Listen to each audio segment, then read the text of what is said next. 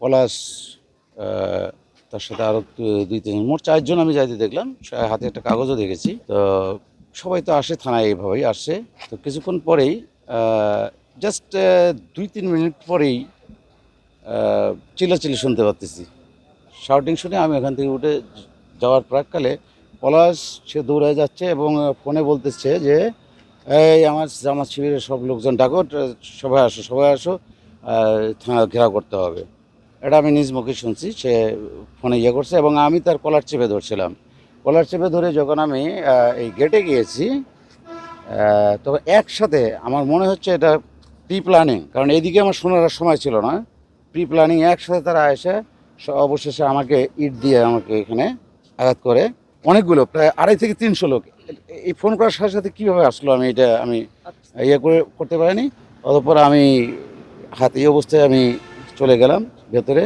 তারপর তো যা দেখি আমাদের ওই অফিসে সেরেস্তায় আমাদের মহিলা কনস্টেবল তাকেও মারছে এবং আমাদের আরও কয়েকজন অফিসারকে মারধর করছে, আমাদের ওসি সাহেব সহ। আসলে একটা অত্যন্ত দুঃখজনক ঘটনা, অনাকাঙ্ক্ষিত বিষয়, একেবারে অপ্রত্যাশিত একটা ঘটনা। এখানে পলাশবাড়ি উপজেলা যুব জামাতের বাইতুল মাল সেক্রেটারি যিনি, ওনার নেতৃত্বে বোধহয় 8-10 জন মানুষ এসেছিলেন। পলাশবাড়ি বাজারের একটা দোকানের মালিকানা নিয়ে দ্বন্দ্ব। মূলত দোকানটা হলো সরকারের। তো সরকারি দোকান উপজেলা প্রশাসন বরাদ্দ দিয়েছে, বরাদ্দ নিয়ে তাদের ভিতরে কোনো দ্বন্দ্ব আছে, এটা নিয়ে একবার মারামারি হয়েছে এবং এ ব্যাপারে মামলাও হয়েছে।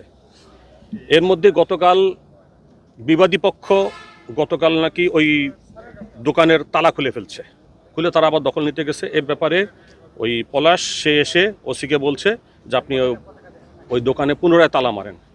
তো ওসি যেটা বলছে তাকে যে এই দোকানের মালিক তো আমি না, দোকানের মালিক উপজেলা প্রশাসন, আপনারা তাদের সাথে কথা বলেন, ওনারা যদি বলে আমাকে তালা মারতে তাহলে আমি তালা মারবো। এই তালা কেন মারে না এটা নিয়ে বাকবিতণ্ডা, ওসিকে চাকরি করতে দিবে না, এই সমস্ত বক্তব্য দিয়ে পরবর্তীতে ওসির গায়ে হাত তুলছে। ওসিকে বাঁচানোর জন্য বা করার জন্য, ওদেরকে নিবৃত্ত করার জন্য আমাদের আরও 2-3 জন অফিসার এসেছিল, তাদেরকে মারধর করছে। এই বিষয়ে আমরা আইনগত ব্যবস্থা নিচ্ছি, প্রক্রিয়াধীন আছে।